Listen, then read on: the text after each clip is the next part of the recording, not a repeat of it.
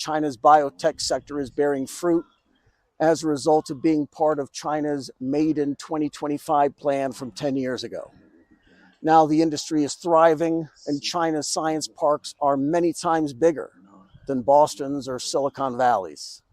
There's a massive shift in global biotech underway, and China sets a new standard of research and development. Capital will flow to China because this is where the highest productivity is. Here's the problem for China today. China biotech is fast, but they are limited in their understanding of the commercial value of their drugs in the Western markets.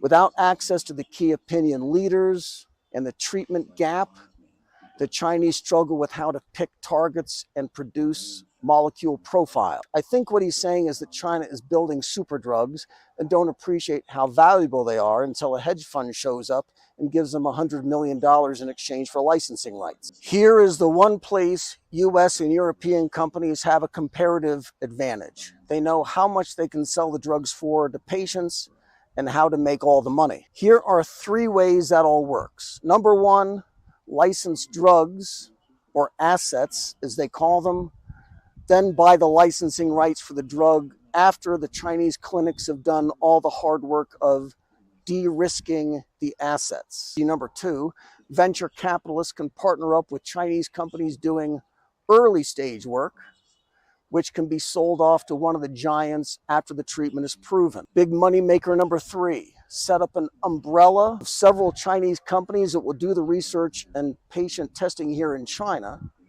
And the umbrella company, NUCO, will own all the IP rights for all that research outside China. This is how our top doctors talk to each other now, and what our best and brightest learn when they head off to medical school, how to think and talk like investment banks. But they are preconditioned on the idea that Chinese researchers are smart enough to develop life-saving drugs, but they're too stupid to figure out how to directly work with sick people outside China.